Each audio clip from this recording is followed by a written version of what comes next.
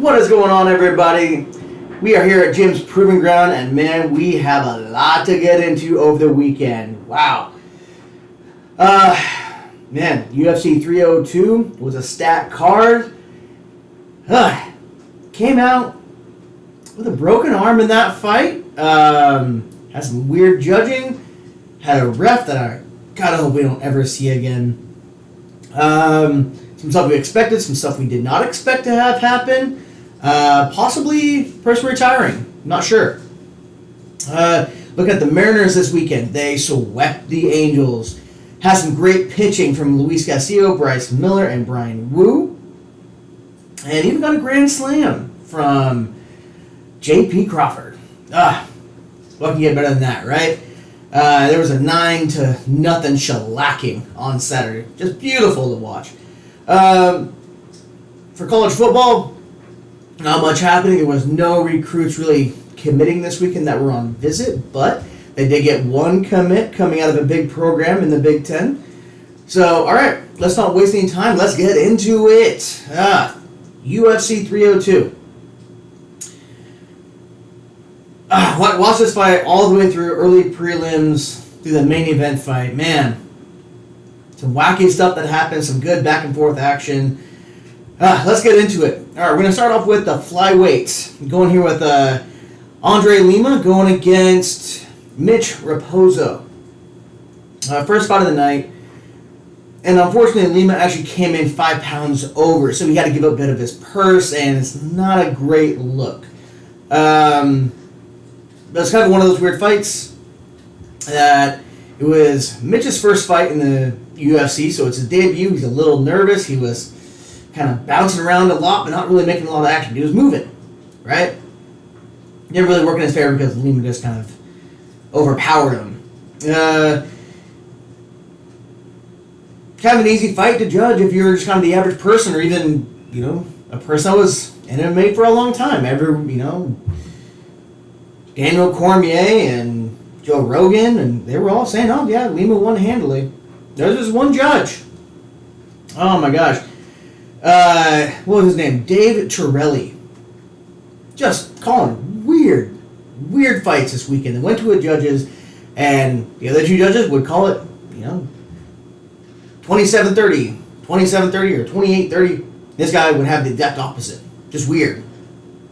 And even Joe Rogan, Daniel Cormier, like, what is that guy watching? Who is this guy?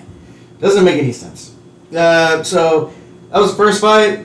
Kind of found it was going to be a weird night from that point. Lima ended up winning that fight, but again, he's 5 pounds overweight. Not really sure how much you're going to get out of that one. Going to go on to the next one. We're going to go into the heavyweights. And this one I actually got wrong. It was Jailton Almeida versus Alexander Romanov. Now, Alexander Romanov is a heavy striker looking to knock you out. And Jailton Almeida is a ground guy, not want to stay up on the feet, and lots of first-round submissions, right? Well, that's exactly how it went down. I don't even think a punch was thrown in the fight. And Jailton just kind of pressed Alexander up against the cage, got him down, worked his back, and as they were standing up, he put on a rear naked choke. That was it. Tap, done, first round, finish. That's it. That was actually only one of the 2 finishes of the night. Three. 3 finishes of the night. There was actually no TKOs. Either a unanimous decision, or it was a submission, or a forced submission. One thing I do want to say about that fight, though, Jailton Almeida has a great ground game. But if he starts going against better competition that can stuff those takedowns and be on the mat with him, once you get to the upper tier of guys, I know he's number 7, but once he kind of gets in that upper tier, like Volkov, really dangerous strikers, and I'm going to be honest, Alexander Romanov did not look like the best coming into this fight. He made, I think, the limit for the heavyweight. Once he gets maybe number 5, number 3, he's going to struggle a little bit with those guys. But good win for him. All right, going on to the next one, we have a welterweight fight between Randy Brown and Luis Zaleski dos Santos. Kind of a slow fight to start off. Randy Brown's kind of doing his things. Smooth, fast hitting, popping him with kind of stuff. Dos Santos still, wanting to hit with stuff. Boxy. Not really throwing a whole lot of crazy stuff at him. Still looking for that takedown. Just not really too exciting. But one thing that did happen, and this is kind of a weird thing that happened in the night. There was a referee named Gasper Oliver. I don't think this referee is going to be reffing for a while. In this fight, Randy Brown, he does that whole pawing, right? Well, with that, you will poke a guy in the eye every now and then. Just kind of how he fights, right? Well, he did it. Dos Santos acknowledged it and wanted a bit of a rest, right? To kind of poke out his eye, have a timeout. Referee said, nope, keep fighting, keep fighting. And that's not the rules. It's not how it's supposed to go. And then he got an earful from Jason Herzog after that. And then you didn't see him for the rest of the night. But throughout the fight, it's kind of slow. Just kind of want to point that out about that ref. Also, with that ref, there was one thing that happened earlier in the fight. There was a women's bantamweight fight going on, I believe, and one of the women clearly headbutted another when she was on top position and trying to get out of the double underhooks and headbutted her, and he did not knock a point away in that fight. So, you did not see this Gasper Oliver. Anytime after this fight, Dana White definitely has him and this Judge Dave Torelli on his shit list for sure. Alright, moving on to the next. Going on to the main card here. We're going to look at this middleweight fight. Man. Cannot believe how this one unfolded. You had Kevin Holland versus Michael Sujic. So, this is a pretty good fight. They're both stand-up fighters, heavy-handed. Kevin Holland, smooth, fast, John Jones kind of way, right? Well, they came out, and Michael started taking it to him, started charging at him, and actually hit him with this big left. Actually knocked him down, rocked him. And Kevin goes into survival mode. So he's on his back, and Michael comes up, trying to rain down punches. Kevin actually secures an armbar. And from the top, he rolls it over and gets him into that position where he has his feet, his legs right over his chest, and he's pulling on that arm. He's reefing on it, and it is tight. It's the first round, not sweaty. It is locked in, right? And then you see the pop. You see that, you see it pop right out of there. Ooh, it was nasty. It was just like watching the Tim Sylvia and Frank Mir fight way back in the day. Oh man, it was nasty. So, naturally, Herb Dean steps in, calls fight. That's it. You gotta stop it. And it was like right before Kevin Holland had it locked in, and he wasn't tapping. Michael was not tapping. He's tough as nails. And then he puts it under and goes, reefs on it, and that's when you saw the pop. And her being called up, that's it. Fight's over. Can't do it, you broke your arm. End of the fight right there. Crazy end of the fight, first round. Couldn't believe it.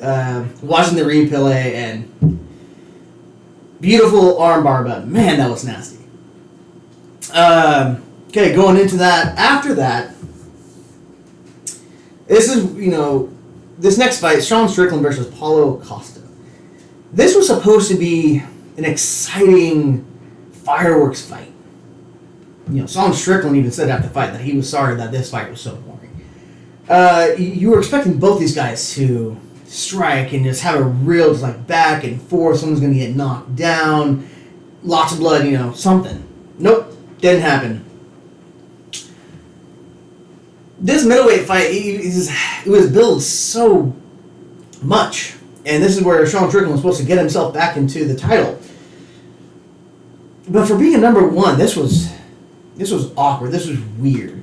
Because all through the fight, Sean Strickland kind of does what he does. He walked Paulo down and just kind of keeping his hands up here, using lots of front kicks to Paulo Costa's body, and just keep walking him down. And then you see Paulo Costa spending a lot of energy just backing up the entire fight. And you see him getting winded in the second and the third, and he's starting to slow down, and he's just backing up the entire fight. Not a lot of punches landed, other than a few leg kicks that swelled up Sean Strickland's leg. And then you saw a few front kicks starting to swell up Paulo Costa's stomach, redness everywhere. And then Sean Strickland landed a few punches to Paulo Costa, cut him open slightly. But, wow, it was... You were kind of hoping it was a 5-round fight, something was going to happen in the third. They kept looking for that range. Just didn't happen. No one really put together the combos. And the only time they did, Sean Strickland, with 15 to 20 seconds left in the fight, he then turned it on and started throwing crazy stuff, started throwing haymakers, and started really going after Paulo Costa, which he probably could have done the entire fight. But he decided to do it in the last 15 seconds. Don't know why. Super strange. Kind of a disappointing fight. Sean Strickland did walk away with the win, but again, here was this guy, Dave Terrell, rearing his ugly head forward, where you even had the other judges saying, yep, Sean Strickland won every single round. And then this guy comes up and he has the exact opposite. And you even see Sean Strickland turn around like, what the hell? What are you talking about? And so we got the split decision win.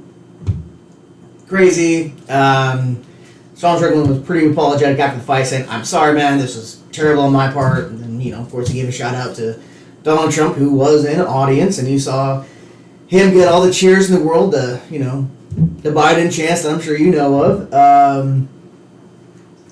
So he made that little shout out and then walked out and promised to be better in his next fight. Kind of disappointing. But the main event, Islam versus Dustin, man. Whew. This was kind of exhausting to watch because Islam did what we all thought he would do, right? Press Dustin up to the cage, get him on there, and it was like that. Just completely controlled him, out-wrestled him, and just out-grappled him and kept him on the ground. Had him in survival mode, keep Islam from getting the choke on him the entire fight. And then on the third round, that's when things started getting interesting, because what happened is Dustin started figuring out how to stuff his takedowns in the middle of the octagon and stay in the middle. Because if he got anywhere along the cage, Islam would charge at him and get him down easily. Not a problem. You can get him down anywhere there. But if you stick him in the middle of the cage, put him right there in the middle, he can stuff that takedown, he was good. And you started seeing Dustin starting to gain some success with that. And you saw Dustin starting to throw together some combos. And he actually cut Islam pretty damn good. And I mean, blood was gushing out of his the left side of his forehead. Where at the end of the third round, you had Dustin pressing up against the cage looking for maybe a guillotine. And he was just pressing. You saw blood just pouring all over Dustin's foot. And it was a nasty cut. And you see Khabib just in the corner of Islam saying, what are you doing? You shouldn't be doing this. No, you're going against the game plan. And he's kind of freaking out. And, and it was just kind of a war. That third and fourth round of war, and, Dustin's getting beat up pretty damn bad, but he's having success. And, all he needs is that first couple of punches, that right hook. And he's one of those weird fighters where he fights southpaw, but his dominant hand is the right hand. So when he's throwing that right hook, that's the most powerful that he has. So it only takes a little bit for him to find his, knockout power. And he showed against St. Denis. So it was great, the third and fourth round. When it got into that fifth, looking like the exact same thing. And then all of a sudden, midway through, Islam goes for the takedown, and it's kind of a sloppy takedown, and he's trying to get his foot grabbing at everything. Dustin is sweaty, can't grab at anything. Well, Dustin kind of escapes, kind of flips over. Islam charges at him, gets on top on his side, and locks in a Darce choke. And what can you say? You know, he's good, and he's got a tight-ass grip. Everyone says it. And he locked in that Darce choke. He's done it before many times. You see it on the highlight reels. He locked it in, and there was just too much time on the clock, and Dustin tapped. And he said after the fight to Islam that I passed out after that tap. So, you know, no shame on Dustin. Damn great fight. Like I said, you know, on Friday, I wanted Dustin to win. I love Dustin. But I just thought Islam was too much. Turns out I was right, and I didn't want to be right. But that's the game, right? That's the proving ground of it. So, after all that, they kind of squashed their beef. Some things were said. Apparently, Dustin did not know that you cannot say the mother effer word. You know, in America, it's kind of different when you say that. You can say it in a joking way, but when you go to other countries and in Russia and other parts of the world, when you say that to somebody, it's not a joke. They take it very offensively and they get pissed off.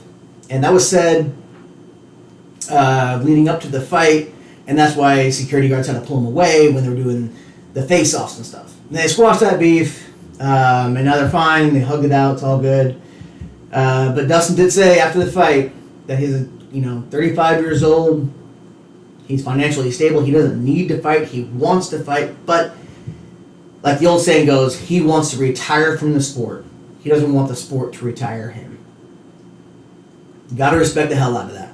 Got to respect that. So if this is the last time we see Dustin, he's had a hell of a career, and UFC Hall of Fame for sure, right?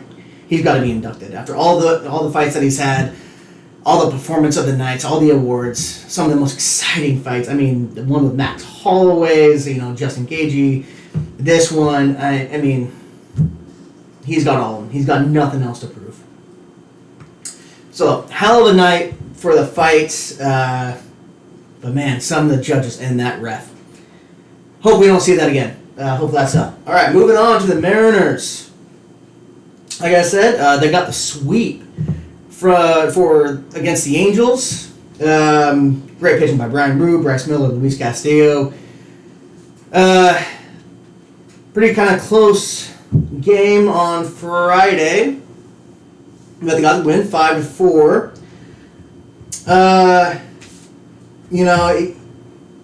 They're not getting the runs early in the game, but they're getting the runs in that midway to the end, right?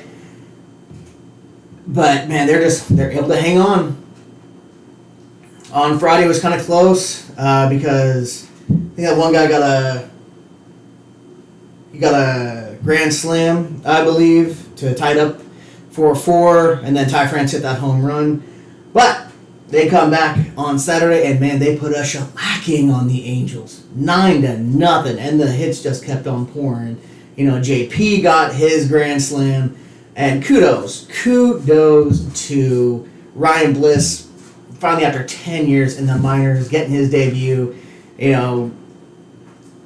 got his first hit, and then he also got 2 stolen bases, like right out of it. It's kind of crazy. Couldn't be more happier for the guy. Julio still not hitting the big long ball, but again, he is getting the RBIs. But you know what? That's fine. That's fine. I don't need Julio to hit home runs all the dang time. I just need Julio to be consistent. You're getting enough home runs from Cal Raleigh, Ty France. Hell, even JP's getting on the action. And, Dominic Canzone, they're getting, the deep ball. So you don't need Julio. Even though you're paying him an outrageous amount of money, he's still being a great, outfielder. He's getting the hits. If he's getting you the RBIs, it still runs. Take him. So, It was an enjoyable, easy game, low-stress game on Saturday. Loved watching that one.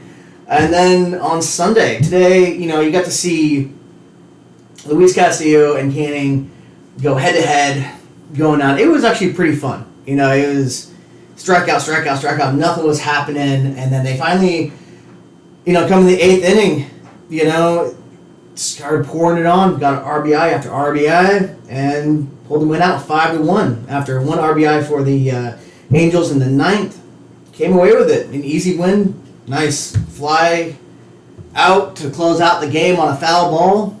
And that's your game. You got the sweep. And you're getting more and more ahead of the rest of the pack. It's right there, So, really good weekend. Fights and baseball. For college football in UW, not much going on. No one committed this weekend. All the guys, there was 15, I believe. Some guys did do some trip reports that, hey, I loved my visit. It was great. The facilities, the staff. I hang out with this guy, that guy. It's great. Love the staff. Love the city. Not one committed. But you did get one commit from this guy named, a linebacker, Hayden Moore from Michigan. Kind of an interesting story about this guy. Kind of intriguing because he has not played it down of NCAA football yet. Not one. He's been nothing but scout. Pretty good size, though. I mean, he's 6'2", 230. Came from Colorado. Led the state in tackles. Good prospect. Good 3-star prospect. Solid dude. And was actually named the Scout Defensive Player of the Week 4 times last season for Michigan. So he's not without skill. Nice to bring him in. Maybe even, nice to have him maybe some information going against Michigan. Which would be nice because we're heading into the Big Ten. I'll take all the information that I can get going against these guys. Because it's the first time you ever played them, so it might be nice to have a guy in the locker room to kind of say, hey, this guy is this, and where his strengths and his weaknesses. Oh, this guy does this. Can't hurt, right? So you got that one guy locked up. Other than that, you had kind of an interesting storyline here with, remember old Tyler Buckner? He was a QB for Notre Dame who transferred to Alabama. And he was supposed to start for Alabama. He came in with a lot of fanfare going to Alabama. But didn't start. Got beat up pretty bad at Alabama. Transferred back to Notre Dame. Actually went on the lacrosse team, who actually just won their second national title in a row. And now he's going to go be a wide receiver on the Notre Dame football team. So a second stint, different position. Who knows? I mean, he's 6'1". If he's quick enough, I don't know. I've never seen him play wide receiver. So see how that goes. But that is what happened this weekend. That's a rundown. And all right, that's it for the show today. I'll see you guys next Friday. And have a good week, guys. Later.